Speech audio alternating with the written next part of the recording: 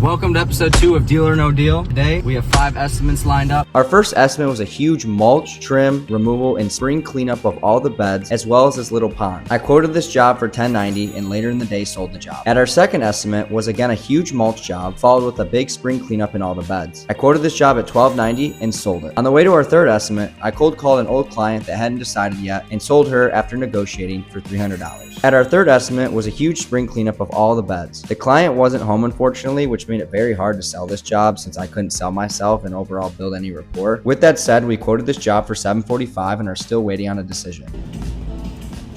How much was it?